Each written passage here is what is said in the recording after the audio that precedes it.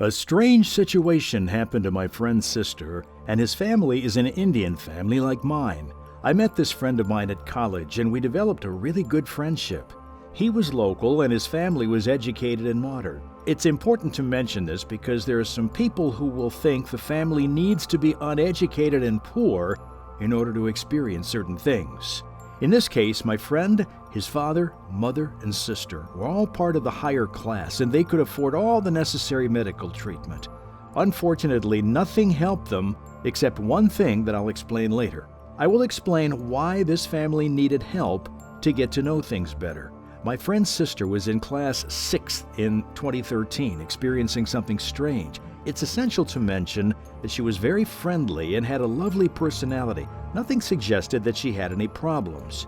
However, one day I came to their house and saw she was unwell. She was feeling sick, and one detail caught my attention. She had a strange mark on her forehead, which looked like someone burned a cigarette and left a mark. What was very strange was the occurrence of this event, which happened in specific periods. Once a month, this mark appeared in the same place, disappearing the next day. In those moments, the girl would feel sick, and she had the very same dream of a blurred man who was telling her to leave this world and gave her a hand to go with him somewhere else. These things were bizarre, especially when parents realized this happened every no moon, Amavasya night. In Hinduism, Amavasya is known as the new moon night. The parents were ignorant and did not want to believe something was related to supernatural forces. They thought it was just an occasional thing that was not harmful until one night that changed their perspective. These marks and sick days happened to the girl once a month, every month, until one night in 2015. It was Amavasya night. The girl was feeling very bad and fell asleep in front of her parents. Her eyes were shut tightly and her fist was closed firmly. The parents tried to wake her up, but nothing seemed to give results. Her fist was so strong that my friend did not have the power to open it up. Some unnatural force was possessing the girl. After a few moments, they opened up her palm, and what they saw was disturbing. They noticed more than 20 blade-like cuts inside her palm. After that, the mark on her forehead appeared, and the girl seemed very sick. The parents were very concerned, and they decided to search for help. They visited almost every conventional hospital, but nobody believed their story. Eventually, they came to the Therapy Temple, where some occult events were organized. They met Baba, who fortunately believed their story and offered his help. After thoughtful examination, he concluded that the girl had released a demon when she stepped on a sacred item 4 years back. The demonic forces left marks on her forehead and palm, and she needed to undergo an exorcism. There were no particular practices like demon fights or anything similar. The Baba performed certain rituals and said a few mantras that helped the girl release from demonic forces. After this ritual, the girl had no new experience with marks on her forehead or palm. She also did not dream about a dangerous man in her dreams. She was not sick on Amavasya night, and everything seemed normal again. If you find this story strange, you're not the only one.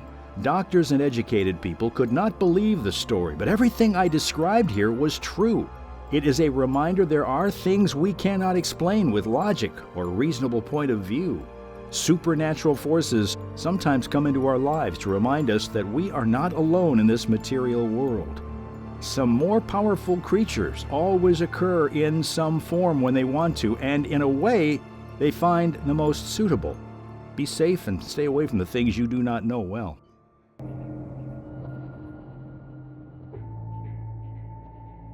The event I will describe happened many years ago when I was a small boy. I lived in a small town in southeastern India where we did not have any modern devices or entertainment inventions. There were no CDs, DVDs, smartphones, or anything similar. The only kind of entertainment was the cinema in our town, which occasionally showed some interesting movies. The movie I was going to watch was re-released, and it was a black and white movie which was popular in those days. There were different showings during the day, but for some reason I chose the late night show at 10 p.m. My town had a railway line that divided the city's eastern side, where the cinema called Vijaya Mahal was, from the western side of the city, where my home was.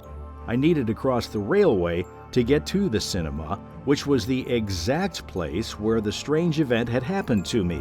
It was around 1 a.m. after a movie at the cinema. All the visitors had gone home, and I was alone at night. I was under the movie's influence, excited and motivated, without any concerns about what could happen to me that night, and what happened still gives me chills down my spine. There was a manned railway gate about 1 kilometer away from the cinema, and it was the official crossing gate for traffic. I decided not to go there, so I took a shortcut and crossed the railway away from the gate. What could be heard in the night was only some crickets in the bush. The night was quiet and dark. I could only see a distant light from the railway gate on my right. I started climbing the embankment and got to the top of it. I stopped for a while and crossed the first railway track. Now I was in the middle of the 2 embankments. At that moment, something touched my feet. I could not see anything. I looked down, but the darkness was dense. I bent to touch the thing that touched my feet and was terrified. My mind was in a rush, and I felt a softness touch me. Likewise, I saw something that blew my mind away. 2 eyes were staring at me. I could see the whites, and I felt the thing in my hands. It was the hair that I was holding. It was the soft, long, and lifeless hair of a woman's face. That face was staring at me in the middle of the night. I was unsure what to do, but I believed running away from the place was right. I stood up, ran over the second embankment, and looked at the figure behind me. It was a body without a head. I could not believe what I witnessed, but it was real. I ran away from the place as quickly as I could. I was running fast, but cautious enough that I wanted not to wake up the dead. What I saw was too disturbing for a boy of my age at that time. Something even more strange happened the next day. The local newspaper published the news that a woman jumped in front of a train and committed suicide. Nobody knew what made her perform such a terrible move. I knew it took me many years to overcome the fear of darkness, and whenever I think about this event, some strange feelings come through my spine and make me nervous. It's not something I should be scared of, but darkness still gives me shivers I cannot explain. There was a house in a remote place surrounded by thick vegetation in the middle of the forest.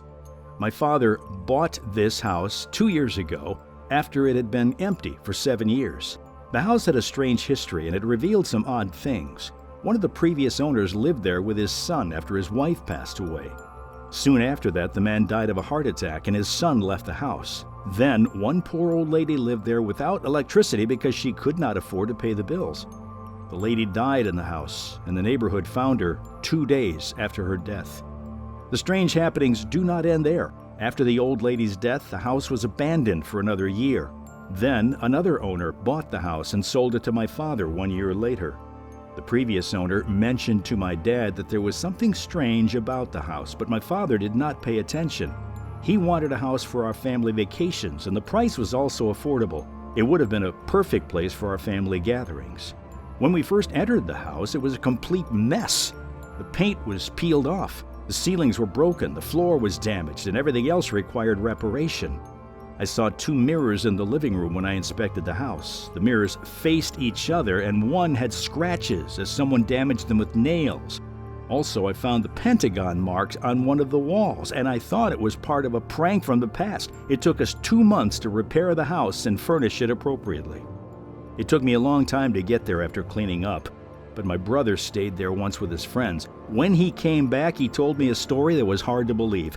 He said he saw a woman dressed in white passing next to him while he was watching TV in the evening. The woman did not walk. She seemed to fly beside him and disappeared behind the house's second-floor staircase.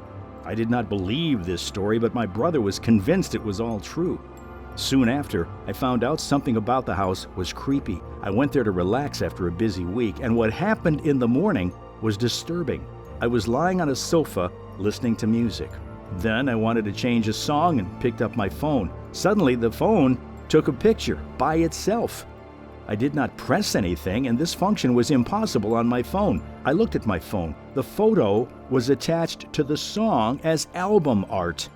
When I closely paid attention, I saw a small figure in the corner of the picture.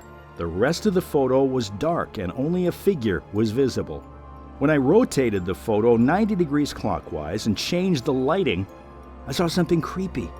The figure shows a distorted face of a man I was frightened. Who was there, and how did the phone take the picture?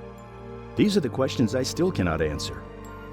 If you enjoyed these scary stories, make sure you hit that subscribe button. Also, leave a comment if you want to share with us your thoughts. We're thrilled to hear from you.